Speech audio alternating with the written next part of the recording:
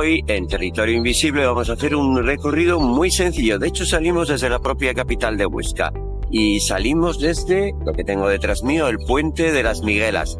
¿Por qué se llama así? Bueno, aquí justamente detrás de los árboles está la iglesia de San Miguel, donde hay un convento. Entonces, ¿cómo se llama la iglesia? La iglesia de las Miguelas y el Puente de las Miguelas. Tenemos que tener en cuenta que es uno de los puentes de hormigón armado más antiguos que hay. Sois de principios del siglo XX.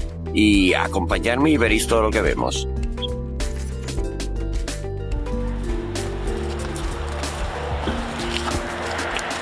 Este recorrido a la Fuente de Marcelo lo vamos a hacer ahora en invierno. También lo haremos en verano y veréis las diferencias que hay. En invierno nos va a permitir ver cosas como estas, darnos cuenta de la estructura de la vegetación. Esto es un chopo que talaron y fijaros, el árbol no ha muerto, sino que ha vuelto a rebrotar y todas las ramas que hay detrás es precisamente su nueva fase de la vida, con un tronco nuevo y unas hojas nuevas. Fijáis en esta galería de cañas, la caña es una planta introducida, lo que pasa que hace muchísimo tiempo. Tiene una ventaja que es, aquí no se reproduce por semillas, sino a través sobre todo de la reproducción vegetativa, a través de los rizomas. ¿Qué es un rizoma? Venid, os voy a enseñar.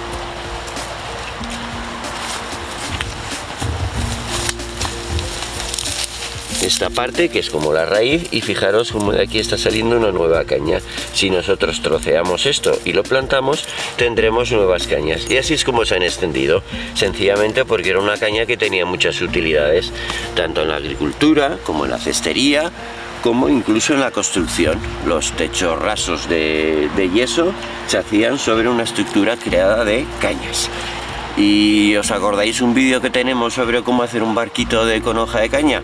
Cuando volvamos en verano, que tengan hojas, haremos uno.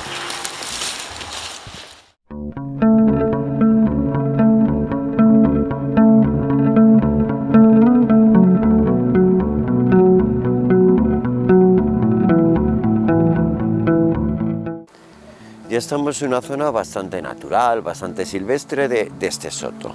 Los bosques que hay junto a las orillas de los ríos los llamamos sotos o bosques de ribera. En algunos sitios también se les dice bosques galería porque las ramas de los árboles llegan a cruzar de un lado a otro y entonces se queda tapado. Bueno, pues nos podemos encontrar. Vamos a hacer ver la vegetación ideal que habría. Tendríamos nuestra ladera tendida por la que vamos, tendríamos el curso del río y en algunos casos veremos más adelante que va a haber un talud, que es lo que ha ido erosionando. Bueno, la zona donde está el agua es donde tendríamos mayor vegetación, sobre todo especies que están aguantadas precisamente a las riadas, como serían los sauces. Más hacia el interior tendríamos árboles ya más grandes que soportarían eventualmente, pues imaginaros que hay riadas, eventualmente soportarían riadas y luego ya tendríamos otros árboles que lo que van buscando es precisamente el agua del freático, ¿no? Bueno, pues tenemos nuestro primer cambio. La vegetación esta que está en la orilla o incluso dentro del agua, que son los sauces, aquí no hay casi porque aguas arriba tenemos un pantano, que es el de la presa de Arguis, que ya tiene unos 300 años. Entonces eso evita que haya grandes riadas, con lo cual esta vegetación la tenemos cambiada por cañas. Y luego ya iremos viendo los chopos cómo se van adaptando a estas circunstancias de riadas eventuales y suelo bastante húmedo. Acompañadme por aquí que os voy a enseñar una cosa.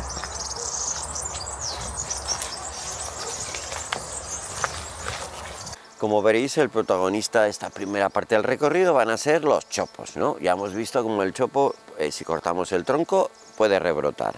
Y lo que tiene, como vive en sitios inestables, como es la orilla de un río, tampoco van a ser árboles muy longevos, entonces utilizan otros tipos de estrategias para sobrevivir. Una de estas es el ser un acodo, ¿no? Que sería el término. Aquí tenemos este tronco que ha caído, pero sin embargo sigue vivo y de hecho fijaros, estas son las ramas viejas y las nuevas ya las está echando con respecto a la nueva posición que tiene, ¿no?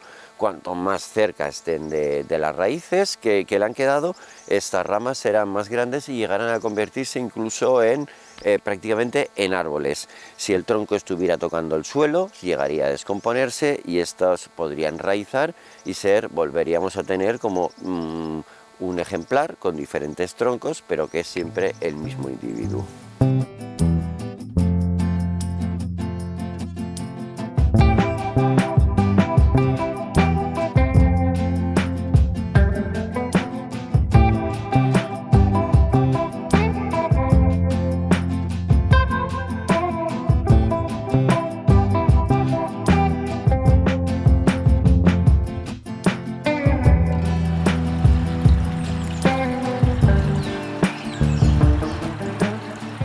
Aquí tenemos un bonito ejemplo de cómo la vegetación ayuda a sujetar precisamente a las orillas, la ribera del río, ¿no? Por un lado tenemos estas raicillas que están sumergidas y por otro lado estas más grandes, estos robles que precisamente están sujetando el talud.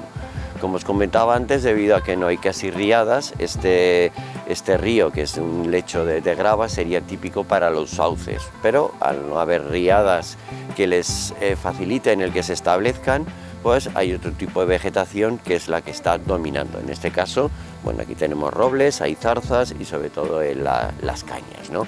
Que nos está indicando un río ya con una corriente mucho más suave, mucho más lenta, sin grandes riadas, aunque de vez en cuando pueda haber alguna. Y seguimos hablando de nuestro compañero de hoy, el chopo. Fijaros, lo hemos visto como lo cortas y rebrota, se cae y se puede acodar. Y en los sitios donde hay un cambio en la estructura de la vegetación, vamos, de pronto hay un claro, entra más luz, da sobre los troncos y favorece esto, que son precisamente los brotes que hay desde el propio tronco.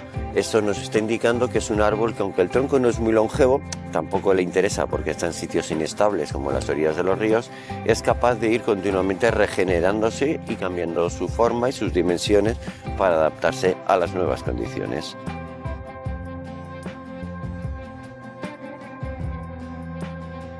Y este vive deprisa de los chopos queda materializado, bueno, pues que lo podemos ver en este ejemplar. Si os fijáis más arriba, eso que sobresale son hongos. Nos está diciendo que este árbol ya tiene una infección de hongos que seguramente acabará siendo la muerte y caída del mismo. Pero no es problema, hemos visto que es una especie que se va a regenerar muy rápidamente, tanto vegetativamente como hemos visto hasta ahora, como sobre todo también a través de semillas. Entonces, mientras hay un equilibrio entre los árboles que mueren y los árboles que se van regenerando, no tendremos ningún problema.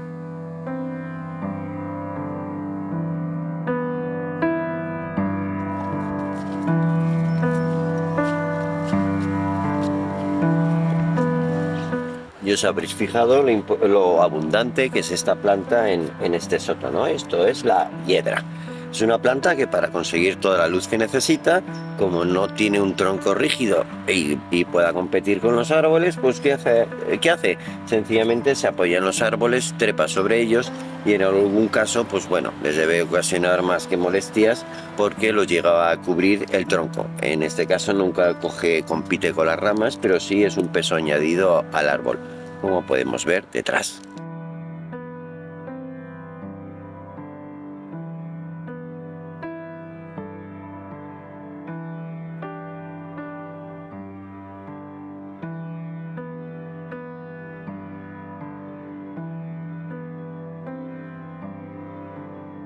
Bueno, aquí tenemos un ejemplo de lo que os comentaba, estos árboles de vida corta. A ver, cuando decimos vida corta, pensar que son 100, 200 años, ¿no? Este no es un chopo, pero es un pariente, es un álamo blanco, cayó el verano pasado por una temporal de viento y lo que es previsible es, como tiene raíces que están vivas, las empezará a echar nuevas yemas y saldrán unas ramas verticales que sustituirán al tronco. De hecho, acordaros el acodo primero que hemos visto, tronco horizontal, y las ramas van creciendo, ramas verticales que se van a convertir en árboles. ¿Os acordáis de este dibujo que os he enseñado antes? Que por cierto no me ha quedado nada bien. Hemos hablado de los sauces, que no encontramos casi, de los chopos, y estaríamos en esta parte del soto donde no llegan las inundaciones, pero gracias a que el freático está cerca, los árboles tienen sus raíces y les permiten poder crecer. Bueno, pues en esta zona, teóricamente aquí debería haber fresnos y olmos, pero nosotros lo que vamos a encontrar son robles quejigos, como los que tenemos aquí. El roble tiene una característica común con el chopo y con otras frondosas. Es precisamente esto, también tiene esta capacidad de rebrotar, de tener brotes, y vamos a ver cómo esta capacidad de rebrote se ha utilizado para una cuestión que a los humanos les ha ido muy bien y es una de las cosas por las que estos árboles han permanecido en estos lugares, porque eran árboles con una gran utilidad. Acompañadme, vamos a verlo.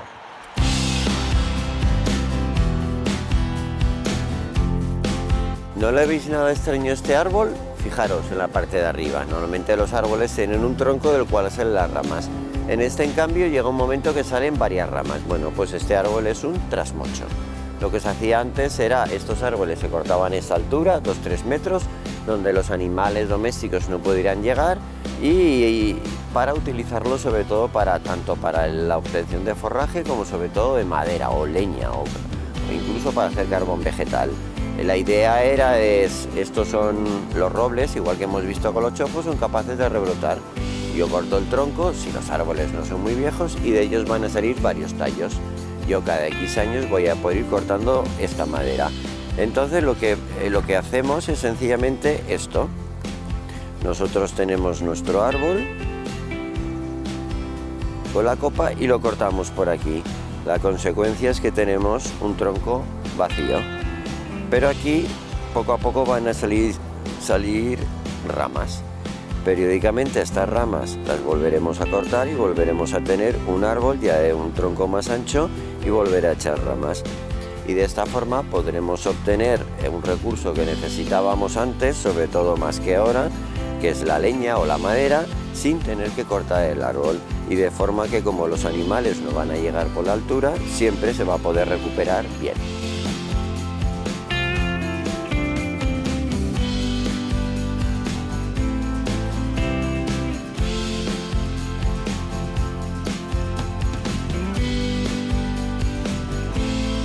No lo he comentado antes, pero seguro os habéis dado cuenta que estos robles, estos quejigos, aún tienen hoja. Bueno, no todas las especies que pierden la hoja en invierno lo hacen a la vez, en el mismo momento.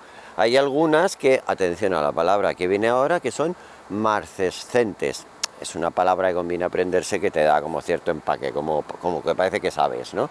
Y la estrategia es, la hoja se seca en otoño y se va cayendo poco a poco a lo largo del invierno. Hay árboles que se la tiran muy rápidamente y otros hasta que parece que la nueva hoja en primavera no va a salir, no se cae. Entonces, como vais viendo, de vez en cuando va cayendo alguna hojita. Otra de las cosas que vemos en este roble, si miráis hacia arriba, veréis que ha habido dos ramas que alguien cortó en su momento. Una está cicatrizando, no ha cerrado todavía, por eso tiene este aspecto que parece como un donus, y la otra ya está completamente cerrada.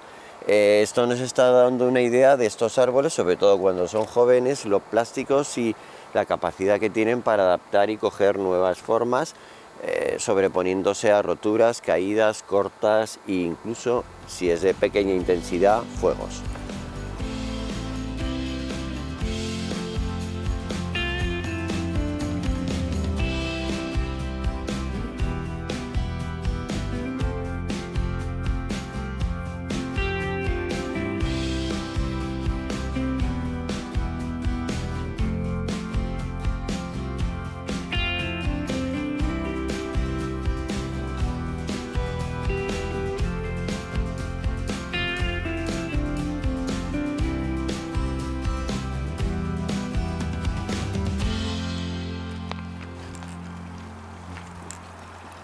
Bueno, y esta es la fuente de Marcelo. Como podéis ver, no es un lugar espectacular, pero es muy querido por la gente de Huesca. Y ahora os explicaré cómo funciona una fuente, porque este agua no es un milagro que sale, este agua viene de algún sitio. Y ahora veremos de dónde viene. Os voy a hacer un dibujo. Para poder tener una fuente necesitamos primero un acuífero, y eso se basa en una capa de material que sea impermeable, como serían arcillas, ¿no? Y encima tenemos otra capa de material que es permeable, como serían, por ejemplo, grava. ¿Qué ocurre? Imaginaros que esto ha acabado el dibujo hasta el final, que hoy estoy un poco vago. Cuando tenemos una precipitación de lluvia, el agua cae y percola, se mete dentro de esta capa de gravas pero sin embargo la arcilla le impide que pueda seguir hacia abajo. Consecuencia, toda esta zona es donde se va acumulando el agua, el acuífero. El agua se encuentra en los huecos que quedan entre la grava o entre la arena. Pero si nosotros este corte de terreno no es continuo, hemos hecho aquí un corte, podría ser una carretera o podría ser un río, esta parte es impermeable, pero sin embargo por esta es donde saldría el agua. Entonces el agua que ha caído con las precipitaciones se acumularía en esta capa de terreno permeable y donde hubiese un corte saldría, y aquí tendríamos nuestra fuentecita. De ahí vendría el agua.